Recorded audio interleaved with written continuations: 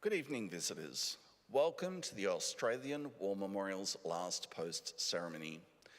My name is Troy Clayton, and joining us today from the Australian Army is Major Cameron Clark.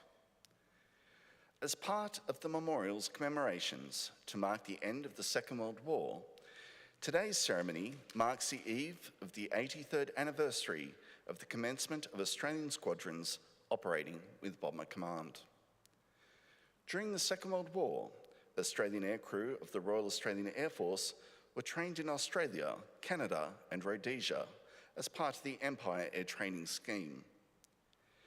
This scheme trained pilots, navigators, bomb aimers, wireless operators, air gunners and flight engineers for service in the United Kingdom with the Royal Air Force. For the Australian air crews that were posted to the Royal Air Force's Bomber Command, many served with Australian Article 15 squadrons. However, the bulk of Australian air crews served with the Royal Air Force squadrons. Bomber Command crews played a central role in the strategic bombing of Germany and took part in operations over Italy and France, including in support of the D-Day landings along the Normandy coast. Casualties were very high.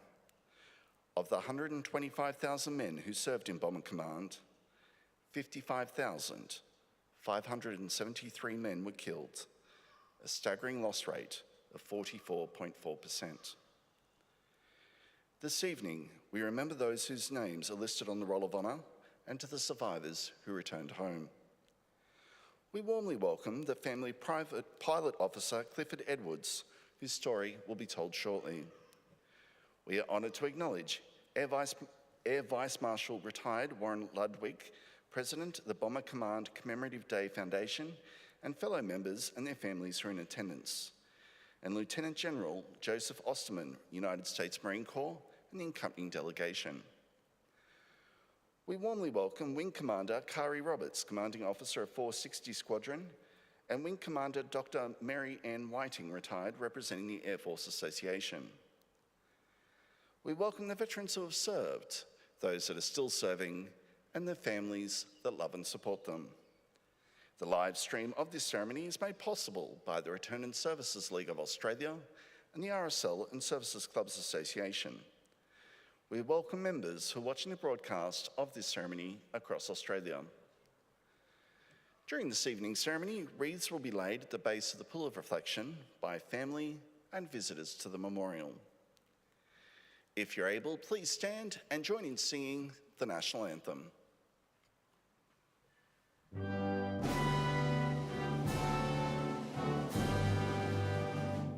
Australians, oh, let us rejoice, for we are one and free. We've golden soil and wealth for toil, our home is got by sea. Our land abounds in nature's gifts of beauty, rich and rare. In history's page let every stage advance Australia fair. In joyful strains then let us sing, advance Australia fair.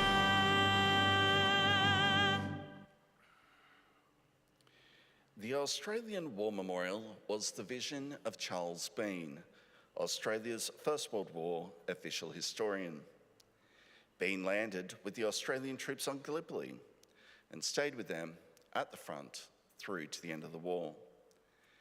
The idea of this national memorial and museum came to him at Pozières, France, in the depths of the bloody fighting of 1916. Bean's idea was that this would be a place where families and friends could mourn their loved ones buried in faraway places. It would also be a place that could help all Australians understand what these men and women had endured and what they had done for us. Bean's vision, to which we remain true, is best expressed as inscribed in the entrance to the memorial's galleries. Here is their spirit, in the heart of the land they loved. And here we guard the record which they themselves made. Tonight, we'll read the story behind just one of those on the Roll of Honour, which lists the names of more than 103,000 men and women who have given their lives for us in war and on operations for more than a century. But first, we present a lament, Flowers of the Forest. Wreaths or floral tributes will now be laid at the base of the Pool of Reflection.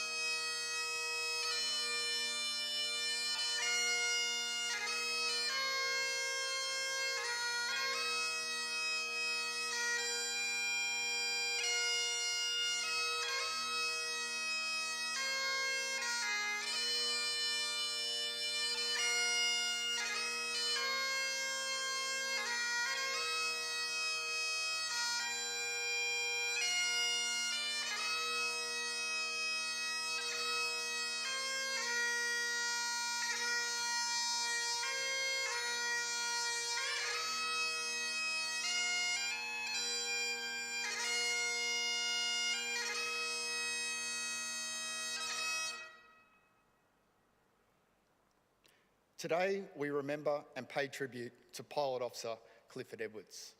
Born in Streatham in London, England on the 18th of May 1912, Clifford Edwards was the son of Ernest and Maud Edwards. At the age of 16, Clifford, known as Ted, migrated to Australia as part of the Big Brother movement, a youth migration program which aimed to bring young people from Britain to work on farms or in jobs in regional Australia. Edwards was living in Mount Isa in Queensland, where he worked in the powerhouse of a mine where he met Elizabeth McNally. They were married in May 1941. The following year, they had a son named Brian.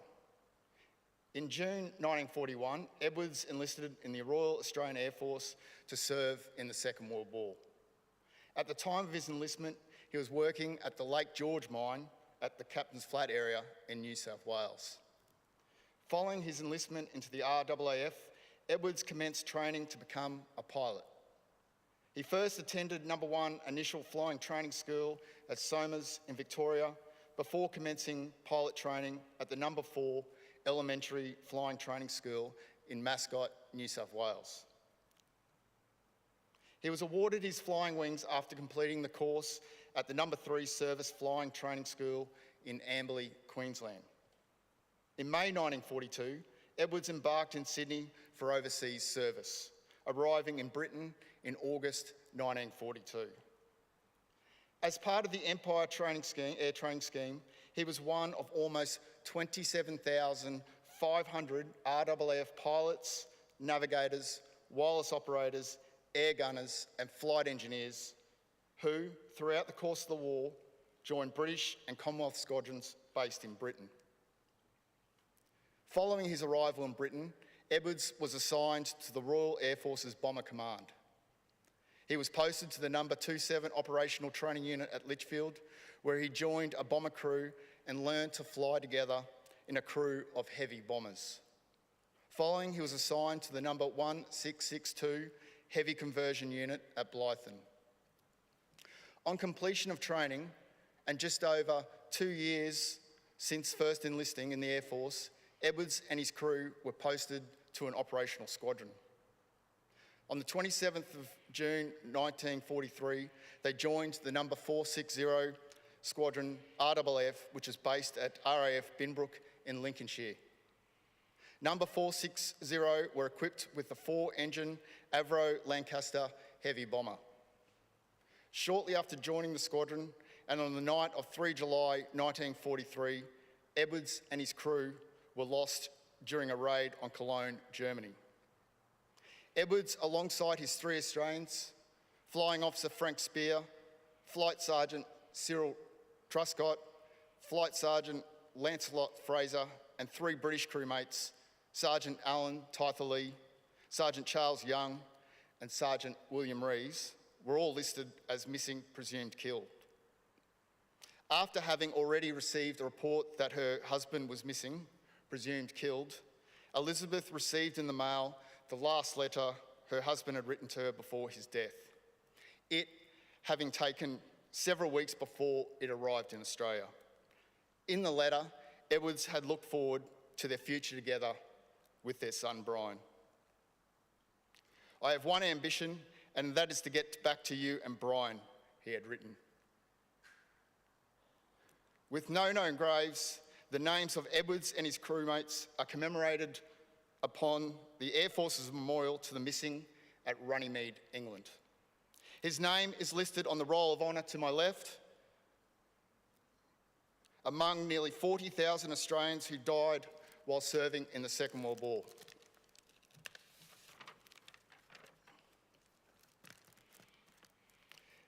This is one of but the many stories of service and self-sacrifice told here at the Australian War Memorial.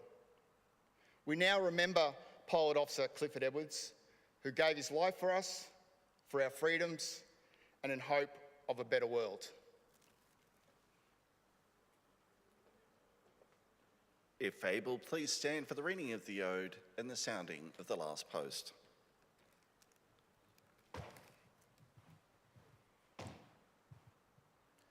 Days shall grow not old as we, the left, grow old.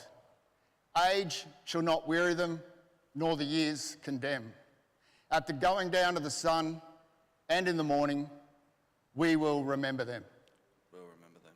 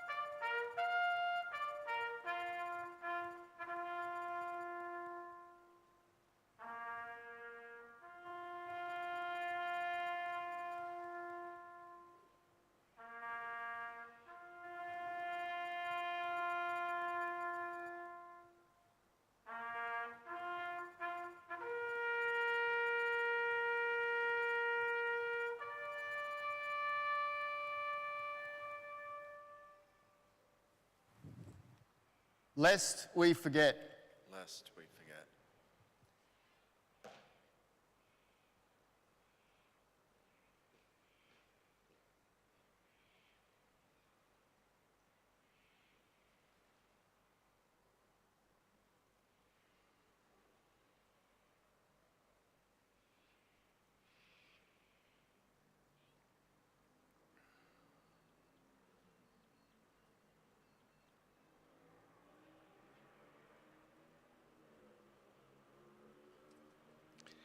We leave you this evening with the words of the memorial's founder, Charles Bean. Many a man lying out there at Pozières or in the low scrub of Gallipoli, with his poor, tired senses barely working through the fever of his brain, has thought in his last moments, well, it's over. But in Australia, they will be proud of this. Ladies and gentlemen, girls and boys, that concludes the last post ceremony. On behalf of the director, staff and volunteers, thank you for visiting the Australian War Memorial today and for your continued support during the memorial's development project. We wish you all a very pleasant evening. Thank you.